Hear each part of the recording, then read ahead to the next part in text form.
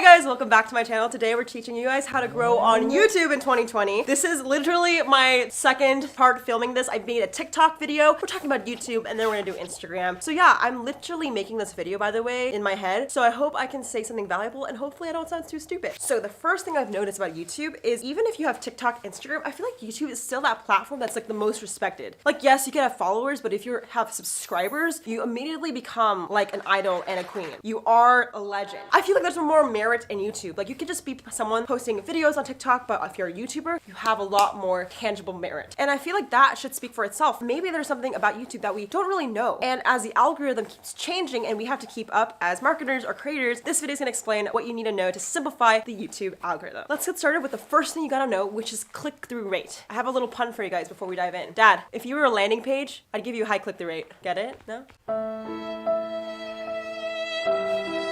Well, and that's essentially, the higher the click-through rate, the more ideal and enticing you are to a viewer. So your goal as a creator is to make sure that your thumbnails are eye-catching. I am telling you, so many people don't understand the value of a thumbnail. When you're scrolling on YouTube, trending pages, or you're at the home, you're gonna see a title and a thumbnail. Before you even watch the video, you're gonna click on the thumbnail first. So that's why it's super, super important to have a very eye-catching thumbnail. Now listen here, right? Maybe you're like, hey Jade, I still don't know how the algorithm works. Like how does it like know what to push? Well, Sally, it's gonna be okay. Listen here. So say your video has to do with something about hair tutorial. YouTube's gonna share this video and push it on people's homepages and feeds to see if people are interested in hair videos. Now what's super important is YouTube's gonna push it to 100 or 200 people, right? But in order for YouTube to keep suggesting it to thousands and millions of people, you have to have a really good click-through rate, right? Because if YouTube sees that your click-through rate is like really low, they're not gonna keep pushing it. You have to prove to them that in the first 100 people, say 50 people click on it, right? So that's why it's super important to have really beautiful thumbnails, which I'll go into in a little bit, but that's the importance of the click-through rate. Now, if you're asking what's a healthy CTR, which is click-through rate, I would say it's around 15 to 20%. Now, I'll be honest, it's actually really freaking difficult. Most of my videos on my channel have around like a 5% click-through rate. It's not easy. The reason why it's actually really hard is because YouTube doesn't know who to suggest it to in the beginning. So for example, say you're having a haircut video, YouTube, the algorithm is not smart enough to push it to like hairstylists. Maybe they accidentally push it to gamers. And because of that, gamers like don't want to click on the video. So sometimes it's not your fault, but sometimes it could be your fault. So one of the most important ways you can look at your thumbnail to see if there's a clear message coming across. If your thumbnail doesn't have clear text, if you can't see a face, YouTube is not smart enough to know where to push it. So make sure you guys use keywords and your visuals are really on point. So for example, here's a thumbnail that maybe wouldn't do so well because it's not really easy to read and there's just too much going on. However, this thumbnail has my face really clear and a few words to tell YouTube to push it to people that maybe like hair videos, right? Because I have a picture of my hair before and after. So it's super important to realize that it has to have a clear, concise message and your face needs to be in it. It's kind of weird, but I find that YouTube doesn't like it when there's more than 2 faces. Like I had a video with 5 people in it and literally the click-through rate plummeted to 5%, which is actually really bad when you think about it. The minute I changed to 2 or 1 face, it really helped. So just be very clear in your message and the text is super important. I just quickly have to add, the reason why I've learned so much about thumbnails has to be from my friend Ryan. Ryan's a YouTuber. He has 2 million subscribers, but he's just also such a good friend of mine that like I love him to death. He's super smart and strategic with thumbnails. I've literally seen him edit thumbnails for hours just for a single image. So you know he's just super, super detail oriented and he knows what he's doing. Added some shadow. And this is the real photo. So I cut him out of here and made him look like he was reaching in the car. I think a recent video of his hit like 7 million views in 2 weeks, which is insane. But I actually am happy to say that Ryan is speaking at my event called The Green Room. The Green Room is a conference in Los Angeles. This event literally means the world to me. As you can see, like Ryan has helped me. Also, all my friends who are speaking has helped each other.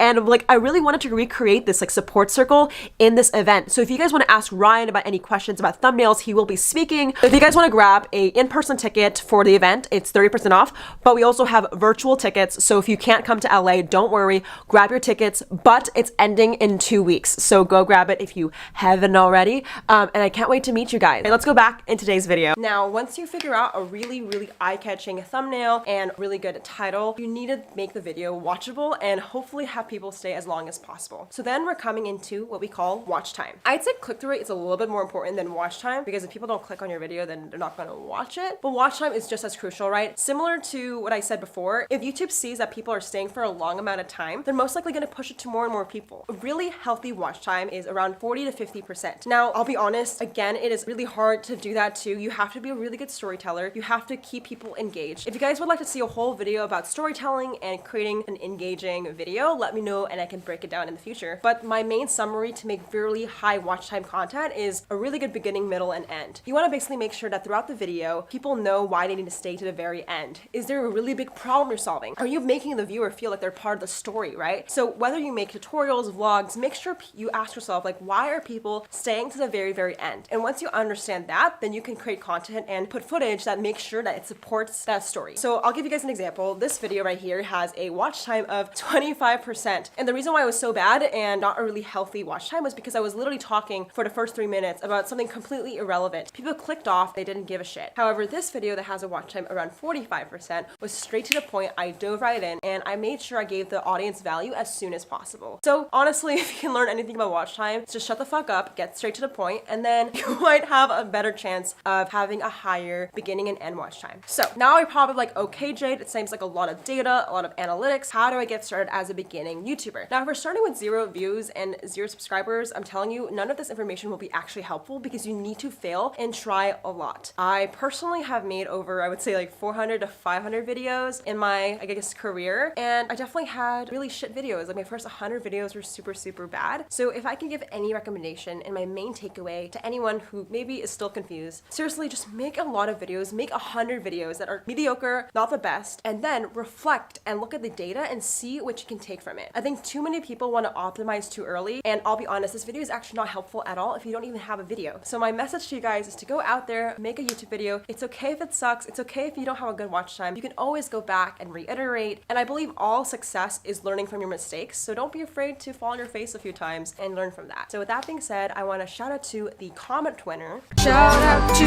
the comment winner. Comment on this post to be featured in the next episode. If you want to be the next comment winner, all you gotta do is just comment below and I will pick one of you guys to be shown in the next video because I have another third part, which is how to grow on Instagram. I feel like I'm on this like caffeine high, so make sure you guys watch part 3 if you guys are interested. Thank you guys for watching and I'll see you guys in the next one.